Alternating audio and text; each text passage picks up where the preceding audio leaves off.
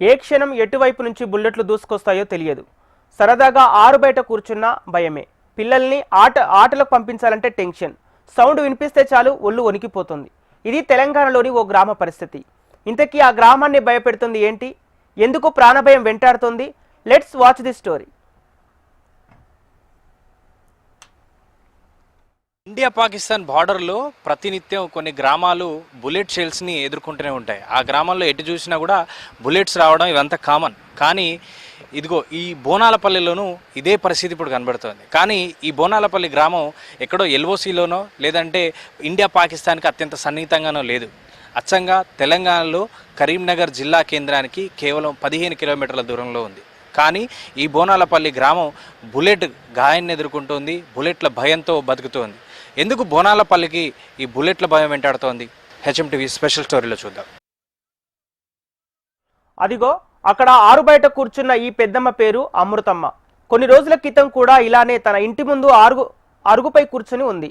ఒక్కసారిగా ఏదో తెలియని వస్తువు వచ్చి ఆమె కాలికి గట్టిగా గుచ్చుకుంది. కొంతసేపటికి కానీ అది పోలీస్ బుల్లెట్ షెల్ అన్న విషయం అర్థం కాలేదు. దీంతో అమృతమ్మ కుమారుడు పోలీసులకు సమాచారం ఇచ్చారు. ఇది కరీంనగర్ జిల్లాలో బోనాలపల్లి గ్రామ పరిస్థితి. బుల్లెట్ సౌండ్ వింటే చాలు వణుకు పుట్టాల్సిన పరిస్థితి ఏర్పడింది ఈ బోనాలపల్లికి. బోనాలపల్లిలో బుల్లెట్ల వర్షం కురుస్తుందనేటువంటి విషయాన్ని గతంలో చాలామంది పోలీస్ అధికారులకు కావచ్చు, ఉన్నతాధికారులకు కావచ్చు చెప్పినా కూడా పెద్దగా పరిస్థితి మార్పు రాలేదు. పైపెచ్చు ఇప్పుడు మనం చూస్తున్నాం బుల్లెట్లు తగిలి ఇబ్బందులు పడుతున్నటువంటి వాళ్ళని చూడొచ్చు. ఈ పెద్దావిడ తన ఇంటి ముందు కూర్చొని సీతాఫల పండు తింటున్నటువంటి కాలక్షేపానికి ఇలాగే అరుగు మీద కూర్చున్నటువంటి సందర్భంలో తనకు బుల్లెట్ వచ్చి తగిలింది. అమ్మ, బుల్లెట్ తగిలినట్టు నీకు ఎట్లా ఏర్పడిందా? ఏమనిపించింది?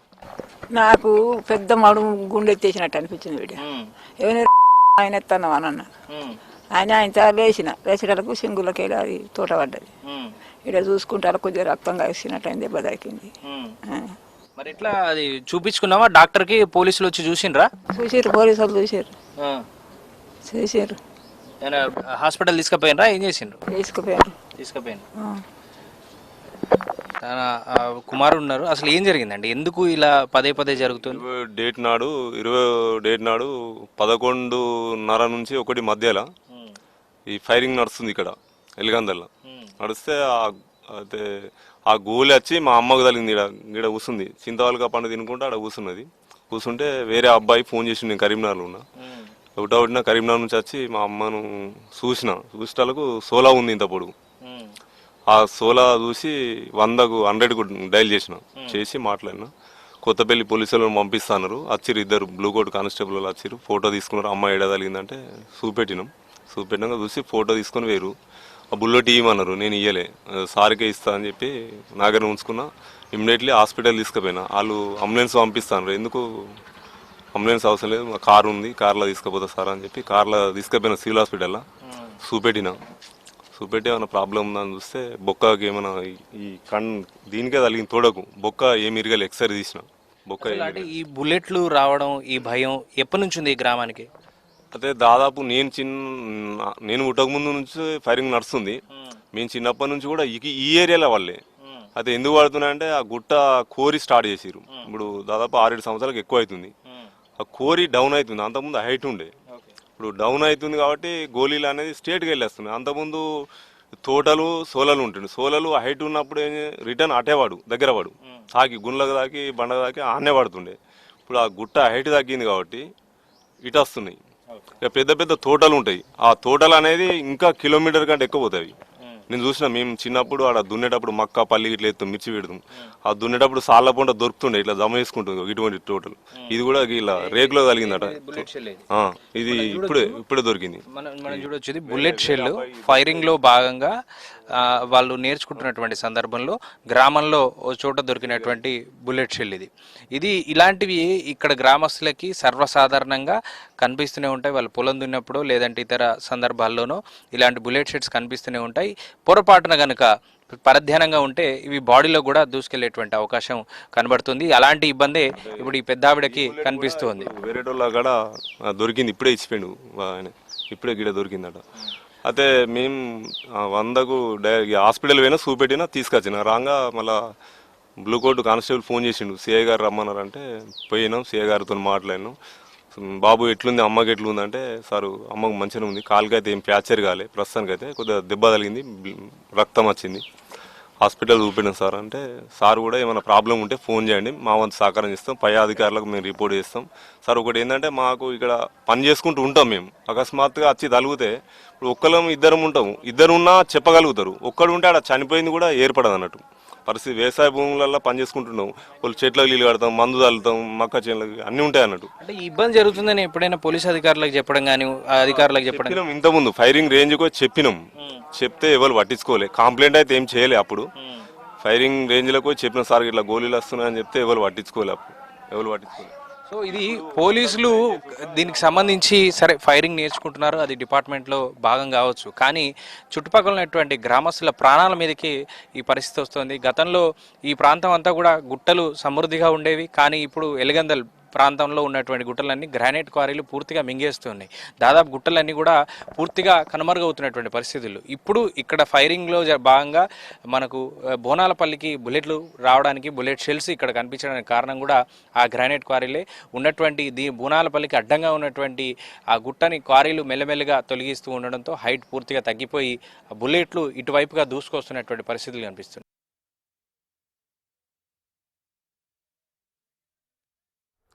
ఈ ఘటన ఒకటే కాదు, బుల్లెట్ షెల్స్ దూసుకొచ్చిన ఆనవాళ్లు చాలా ఇళ్లలో కనిపిస్తాయి. ఇంటి రేకులకి రంధ్రం పడటంతో పాటుగా ప్రత్యక్షంగా బుల్లెట్ షెల్లు తమ ఇంటిపై పడిన ఘటనలు చెబుతున్నారు గ్రామస్తులు. ఎవరిని కదిలించినా తమ ప్రాణాలకు ఏమన్నా అయితే ఎలా అన్న భయం కనిపిస్తోంది. అది ఎట్లా వచ్చింది తెలియదు మనకు. అయితే గోడకు పడ్డది, అంజు వినబడ్డది.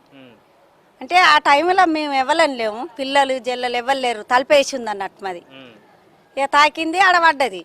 చూసేవారికి ఏంది అదే బుల్లెట్. మా కొడుకు చెప్పి ఇదేంటి బిడ్డ అంటే, అయ్యో ఇక్కడికి వచ్చి పడ్డదా అమ్మ అన్న వాళ్ళే ఇక పట్టుకున్నాం. ఇయ్యలే ఇక పంపించిన, ఇక మా కొడుకుండే ఇడ ఆయనతో పంపించిన, గిట్లా పడ్డది బిడ్డ అంటే చెప్తా తీసినమ్మా అన్న వాళ్ళ అంత. ఇక మొన్న అమ్మకి అయినా కచ్చాలి ఇట్లా అవుతుంది ఈ మా అమ్మకు ఇక్కడనే. ఎందుకంటే పానం భయం ఉంది ఇక పిల్లలతోని, మాకు బోనాలపల్లి విన మాకు మనుషులకు అందరికీ పాన భయం ఉంది. ఇక దాంతోనే తీసేసుడు అంటే మేము తీసేసుడు అంటున్నాం ఆ గుట్ట, కానీ వాళ్ళ దగ్గరతో వాళ్ళు ఉండాలి, మాకేం కాకుండా చూడాలి గంతే పిల్లల. ఒకప్పుడు మనకు ఇది కోరిలు అనేది లేకుండే, పోలీసు వ్యవస్థ ఎప్పుడు పుట్టిందో అప్పటి నుంచి ఫైర్లు అవుతున్నాయి. ప్రతి ఒక్క దళాలు వచ్చి ఇక్కడ ట్రైనింగ్ తీసుకుంటారు. మనకు ఎక్కడ లేదు, హైదరాబాద్ చుట్టుపక్కల ఎక్కడ లేదు, ఇక్కడే ఉన్నది.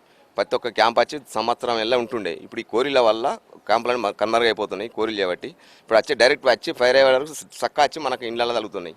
ఇప్పుడు అమ్మకు మొన్న అదే పరిస్థితి. ఇప్పుడు పిల్లలు ఉంటారు, ఇప్పుడు చేనులో వినపోతాం మన పనికి, ఆడ ఏం చేసేది మనకి వచ్చి తలుగుతుంది అనుకో, ఇప్పుడు కాలుకు తగిలింది ఏదో జారిపోయింది, అదే డైరెక్ట్ తగిలితే చనిపోతుండే. ఇప్పుడు ఈ పోలీస్ సంస్థ వాళ్ళు, కలెక్టర్ గారని వీళ్ళంతా చర్య తీసుకోవాలి. ఇది రేవంత్ రెడ్డి దాకా కూడా పోవాలి, పోతే నరేంద్ర మోడీకి కూడా చేరాలి.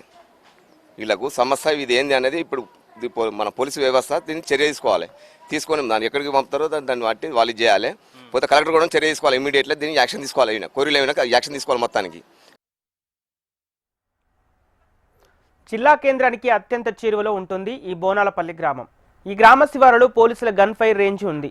ఇక్కడ పోలీసులు కొన్నేళ్లుగా గన్ ఫైరింగ్ ట్రైనింగ్ నిర్వహిస్తున్నారు. కానీ ఏనాడు కూడా ఆ బుల్లెట్స్ వీరిని ఇబ్బంది పెట్టలేదు. కానీ ఇప్పుడు ఆ గ్రామస్తులను భయపెడుతున్నాయి.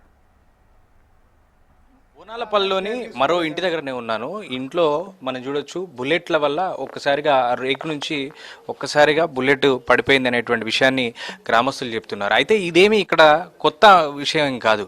ఇక్కడ బార్డర్లో ఉన్నటువంటి గ్రామాలు ఫేస్ చేస్తున్నటువంటి ఇబ్బందులు కరీంనగర్లో, ఎట్లాంటి దేశ సరిహద్దులు లేనటువంటి కరీంనగర్ ప్రాంతంలో ఇట్లా బోనాలపల్లి గ్రామస్తులు ఇబ్బందులు పడుతున్నారు. ఈ బుల్లెట్లకి పదే పదే ఇబ్బందులు జరగడం, ఇప్పుడు మనుషులకు తాకుతూ ఉండడంతో రేపు పొద్దున ఎలాంటి ఇబ్బంది జరుగుతుంది అనేటువంటి ఒక భయాందోళన అయితే కనిపిస్తోంది. మనం చూడొచ్చు. అమ్మ మీ పేరేంటి, అది ఎప్పుడు వచ్చి పడింది? నా పేరు లత. అది వంట చేస్తున్నాం, ఇక్కడ పడ్డది, మాకేం కాలేదు కానీ సపడే కూక్కున్నాం. కానీ మనుషులకు తాకితే ఎట్లుంటదని భయం అంతే. ఇప్పుడు వాళ్ళ తాకింది కాబట్టి ఇప్పుడు భయం అవుతుంది అంతే.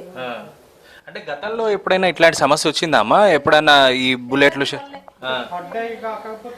మాకు చూసింది అయితే ఇది ఎన్ని రోజులైంది ఇట్లా పడి? ఇది వాడి 7-8 నెలలు అవుతుంది. సో ఇది పరిస్థితి. 7-8 నెలల క్రితం ఆ రేకు చూడొచ్చు, ఆ రేకుకి సంబంధించి హోల్ పడింది, అది బుల్లెట్ కారణం అనేది వీళ్ళు చెప్తున్నమాట. మరోవైపు ఇక్కడ ఉన్నటువంటి మరో వృద్ధురాలికి మనం ఇందాక చూసినట్టుగా ఆమెకు కూడా బుల్లెట్ గాయం తగిలింది. ఇలా పొలాల్లో ఒక్కొక్కసారి బుల్లెట్ షెల్స్ దొరకడం ఇది ఖచ్చితంగా ప్రతిసారి ఈ గ్రామంలో కనిపిస్తూనే ఉంది. అయితే ఇక్కడ ఉన్నటువంటి ఫైరింగ్ రేంజ్ ఏర్పాట్లన్నీ కూడా షిఫ్ట్ చేయాలనేటువంటి ఒక డిమాండ్ ఉంది. ఎందుకంటే జనావాసాలకు మధ్యలోకి బుల్లెట్లు వస్తున్నటువంటి సందర్భంలో ప్రాణాలకు ఖచ్చితంగా ఒక భయాందోళన ఉంటుంది. చిన్నపిల్లలు, వృద్ధులు అందరూ కూడా ఊర్లో గ్రామంలో తిరుగుతున్నటువంటి సందర్భంలో ఎప్పుడొచ్చి ఏ బుల్లెట్ తగులుతుందనే భయం తమను వెంటాడుతుందనే విషయం చెప్తున్నారు. నిజానికి బోనాలపల్లికి ఈ బుల్లెట్ షెల్స్ ఇప్పుడేమీ కొత్త కాదు. ఎన్నో ఏళ్లుగా గ్రామ శివారులో పోలీసుల గన్ ఫైరింగ్ రేంజ్ ఉంది. చుట్టూ గుట్టలు, విశాలమైన స్థలం ఉండటంతో దశాబ్దాల క్రితం నుంచే ఇక్కడ పోలీసులు ఫైరింగ్ ప్రాక్టీస్ చేస్తుంటారు. వీరిని ఏనాడు కూడా ఈ గన్ ఫైరింగ్, బుల్లెట్స్ లాంటివి ఇబ్బంది పెట్టలేదు. కానీ ఇటీవల వరుసగా గ్రామంలో బుల్లెట్ షెల్స్ దొరుకుతుండడంతో ఈ భయం మొదలైంది.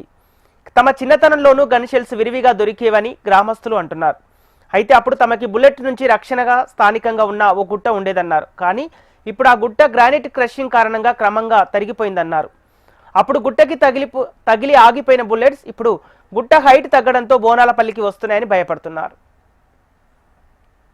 బోనాలపల్లి వైపు బుల్లెట్లు దూసుకురావడానికి కారణం ఇదిగో నా వెనుక కనపడుతున్నటువంటి ఈ క్వారీ. గతంలో ఇదే క్వారీకి అవతల వైపు పోలీసులు ఫైరింగ్ రేంజ్ని ఏర్పాటు చేసుకున్నారు. చాలా ఏళ్ల నుంచి ఇక్కడే ఫైరింగ్ రేంజ్ నడుస్తుంది. ట్రైనింగ్ ఉన్నటువంటి ఆఫీసర్స్ కావచ్చు, లేదంటే ఆఫీసర్స్ ప్రాక్టీస్ కోసం కావచ్చు, ఇక్కడ ఫైరింగ్ రేంజ్ నడుస్తూ ఉంటుంది. సో కరీంనగర్ కమిషనరేట్ పరిధిలో ఉన్నటువంటి చాలామంది పోలీస్ సిబ్బంది ఇక్కడికి వచ్చి ఫైరింగ్ నేర్చుకుంటూ ఉంటారు, ఫైరింగ్ని ప్రాక్టీస్ చేస్తూ ఉంటారు. అయితే గతంలో ఇది హైట్ ఎక్కువ ఉండడం వల్ల మనం చూడొచ్చు, పూర్తిగా క్వారీని వాటిని క్వారీగా మార్చేసి దాన్ని ఆ గ్రానైట్ క్వారీ అంతా కూడా గ్రానైట్ను పూర్తిగా కొట్టేస్తోంది. దీంతో గుట్ట హైట్ పూర్తిగా తగ్గిపోయింది.